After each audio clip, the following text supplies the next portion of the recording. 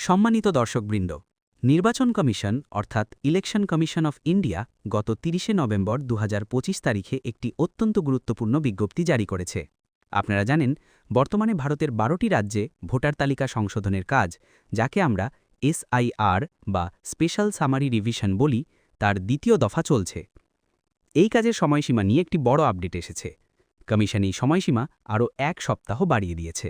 কিন্তু কেন এই সময় বাড়ানো হলো? আসলে মাঠ পর্যায়ে কাজ করতে গিয়ে অনেকেই, বিশেষ করে আমাদের BLO বা বুথ লেভেল অফিসাররা বিভিন্ন সমস্যার সম্মুখীন হচ্ছিলেন। অনেক ক্ষেত্রে টেকনিক্যাল সমস্যা বা অ্যাপ ঠিকমতো কাজ না করায় তাদের উপর প্রচণ্ড কাজের চাপ পড়ছিল এবং সাধারণ মানুষও সমস্যায় পড়ছিলেন। তাই কমিশন সব দিক বিবেচনা করে যাতে নির্ভুল ভোটার তালিকা তৈরি করা যায় তার জন্য সময়সীমা বাড়িয়ে দিয়েছে।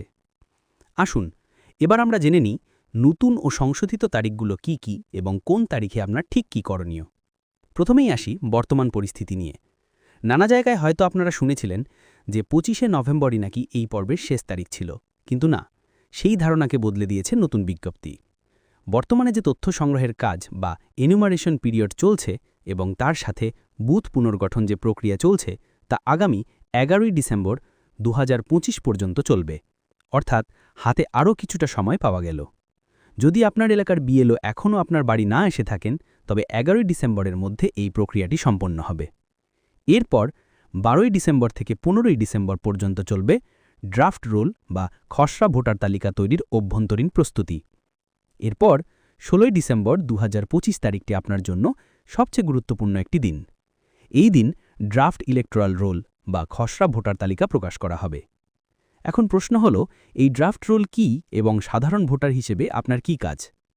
এটি হল ভোটার তালিকার একটি প্রাথমিক রূপ। আপনার প্রধান দায়িত্ব হল ১৬ই ডিসেম্বরের পর আপনার এলাকার তালিকাটি দেখে নেওয়া, সেখানে আপনার এবং আপনার পরিবারের সকলের নাম, বয়স এবং ঠিকানা ঠিকঠাক আছে কিনা তা নিশ্চিত করা। এবার ধরুন ১৬ই ডিসেম্বর ড্রাফট রোল দেখার পর দেখলেন আপনার নাম তালিকায় নেই, বা নাম থাকলেও তাতে কোনো মারাত্মক ভুল আছে। তখন আপনি কি করবেন? চিন্তার কিছু নেই, কমিশনের জন্য একটি লম্বা সময় বরাদ্দ করেছে। ১৬ই ডিসেম্বর ২০২৫ থেকে ১৫ই জানুয়ারি ২০২৬, এই পুরো ১ মাস সময় দেওয়া হয়েছে ক্লেম অ্যান্ড অবজেকশনের জন্য। বিষয়টি খুব সহজ ভাষায় বুঝিয়ে বলছি। যদি আপনার নাম কোনো কারণে বাদ পড়ে যায়, তবে নাম তোলার জন্য আপনি ক্লেম বা দাবি জানাতে পারবেন। আর যদি দেখেন আপনার তালিকায় এমন কারো নাম আছে যিনি মারা গেছেন বা অন্য জায়গায় চলে গেছেন বা ভুলবশত আপনার ঠিকানায় তার নাম চলে এসেছে, তবে সেই নাম বাদ দেওয়ার জন্য আপনি অবজেকশন বা আপত্তি জানাতে পারবেন। মনে রাখবেন, এই ১ মাস সময় কিন্তু খুবই গুরুত্বপূর্ণ। এই সময় যদি আপনি ভুল সংশোধনের পদক্ষেপ না নেন, তাহলে ফাইনাল লিস্টে আপনার নাম ভুলই থেকে যাবে। এর মাঝে আরও একটি গুরুত্বপূর্ণ বিষয় রয়েছে যা বিজ্ঞপ্তিতে বলা হয়েছে। অনেকেরই পুরনো ডেটার সাথে নতুন তথ্যের লিঙ্ক বা ২০০২ সালের ডেটার সাথে লিঙ্কিং নিয়ে সমস্যা হচ্ছে। যাদের এমন জটিল সমস্যা আছে তাদের জন্য হিয়ারিং বা শুনানির ব্যবস্থা থাকবে। এর জন্য নোটিশ জারি করা হবে এবং আপনাকে ডকুমেন্ট ভেরিফিকেশন বা নথি যাচাই করার জন্য ডাকা হবে। এই প্রক্রিয়াটি ১৬ই ডিসেম্বর ২০২৫ থেকে শুরু হয়ে ৭ই ফেব্রুয়ারি ২০২৬ পর্যন্ত চলবে। অর্থাৎ আপনার ডকুমেন্টে কোনো জটিল সমস্যা থাকলে তা ঠিক করার জন্য আপনি যথেষ্ট সময় পাচ্ছেন।